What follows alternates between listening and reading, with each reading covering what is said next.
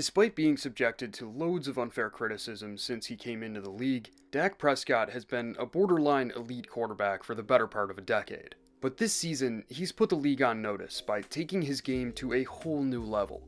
Dak currently ranks second among qualifying quarterbacks in completion percentage, fourth in average yards per attempt, and second in passer rating. If the season were over today, he would post career highs in both completion percentage and passer rating. But the surface level stats never tell the full story, and as you dig into the film, Dak's performance this season becomes more and more impressive. Pinpoint accurate seam balls like this one from back in Week 8 against LA are all over the tape. Dallas came out in a 4-by-1 structure, meaning there were 4 eligible receivers to one side of the formation, with just 1 to the other side. In the red zone, Rams defensive coordinator Raheem Morris likes to call split field coverages, which basically split the field in half, guaranteeing a numbers advantage on both sides of the ball. Down toward the bottom, they've got press coverage on CeeDee Lamb with safety help over the top, creating a 2-on-1 situation. And up top, they've got 5 defenders on 4 receivers.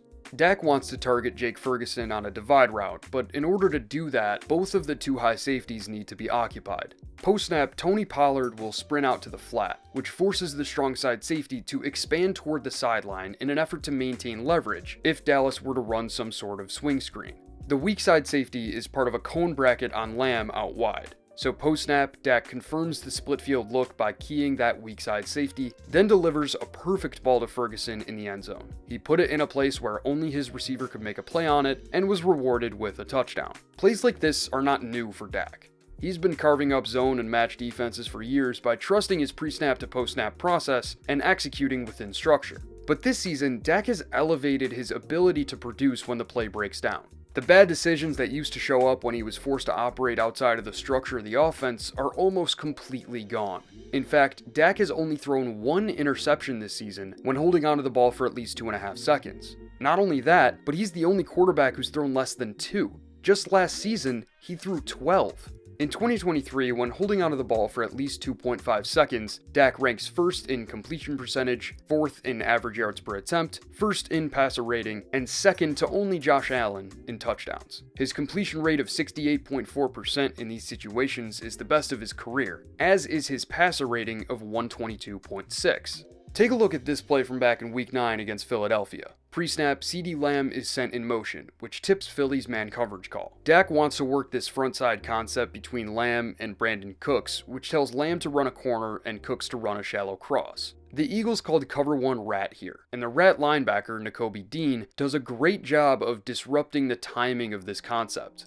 Dak wants to target Lamb on the corner route, but his receiver can't separate because of the contact from Dean. Dean then breaks off to cover the shallow cross, taking the concept away completely. By this point, Jalen Carter is breaking into the pocket, and Hassan Reddick is closing in to clean it up. But Dak makes him miss, rolls out, and delivers a perfect ball to Jake Ferguson, who takes it for a gain of 40 yards. Later on that same drive, Dak made another awesome play outside of structure, this time on 3rd and long. Philly came out in another clear man coverage look, and Dallas called a sticks concept, which tells 3 of the 4 receivers to break back to the ball at the line to gain. Philly came out in 10 personnel here, which is 1 running back and 0 tight ends, meaning there are 4 wide receivers on the field. Michael Gallup is down at the bottom, Brandon Cooks is up top, CeeDee Lamb is the number 2, and Jalen Tolbert is the number 3. Because the Eagles matched the Cowboys' 10 personnel look with nickel personnel on defense, they were forced to isolate a linebacker on Jalen Tolbert in the slot. This is a mismatch, and Dak knows it.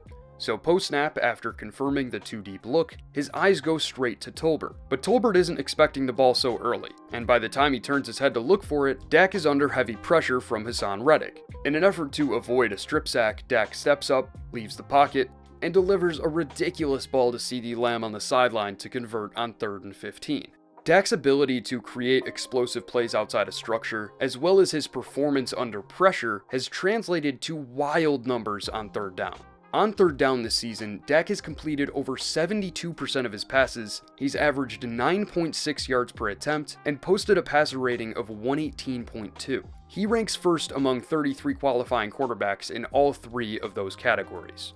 In addition to posting the best numbers among starters on 3rd down, Dak has also posted the best numbers when under pressure, ranking first in both completion percentage and average yards per attempt, and 3rd in passer rating. Here, Dallas is facing a 3rd and 5 from the New England 33-yard line, and the Patriots are showing a cover 0 look without a deep safety. The offensive call here tells the running back to run a route, so Dallas only keeps 5 in protection against this heavy blitz from New England. Assuming they aren't bluffing the 0 call, the Patriots are guaranteed to get at least one defender free. Pre-snap, Dak sees inside leverage from Patriots cornerback Shaun Wade on Michael Gallup out wide. That's where he wants to go with the ball, because Gallup is running a whip route, and these corners are coached to trigger early when the defense calls 0. So when Wade sees Gallup break inside, Dak expects him to trigger. Now, for Dak to even have a chance to target this route, he needs to give Gallup enough time to break open. That's a difficult task against 0 with only 5 in protection, but Dak gives it a shot anyway. He slides his protection to his right to ensure that the unblocked rusher will not be in his face, and delivers a perfect ball before taking a huge hit from Kyle Duggar. When you watch this in slow motion, you might ask why Dak didn't just throw hot to Brandon Cooks up top. But these DBs have their eyes locked on the quarterback ready to trigger on the ball. So even if Cooks can make the catch, he might not pick up the first down. To make a long story short, Dak took matters into his own hands. He knew that he was going to get clocked as soon as he let go of this ball before he even took the snap. But he found that to be a price worth paying to guarantee a first down. Out of all 414 dropbacks Dak has taken this season, this one is my favorite. It might not be the biggest gain or the flashiest throw, but it defines who Dak Prescott is as a quarterback. He's not only smart enough to plan all of this out pre-snap, but also gutsy enough to execute knowing that it's gonna hurt. He could have made this much easier on himself by checking to a tunnel screen or throwing hot, but he chose the aggressive route that, if executed properly, was going to benefit his team the most. The other major difference I noticed between this season and Dak's previous 7 is the Cowboys' deep passing game. This season, over 14% of Dak's passes have traveled at least 20 yards in the air beyond the line of scrimmage. That's the highest deep pass attempt rate of his entire career. Dak is also averaging just 2.9 seconds from snap to throw on these deep passes, which is the lowest deep passing average time to throw that he's posted since his rookie season back in 2016. Based on what I saw on film, this can be attributed to Coach McCarthy's emphasis on taking shots downfield within structure. It's hard to argue that anybody in the league right now throws a better go ball than Dak, and the Cowboys are finally spamming it like they've got John Ross in Madden. But it isn't straight line speed from the receivers that make these go balls so effective. It's accuracy with touch deep down the sidelines from Dak Prescott.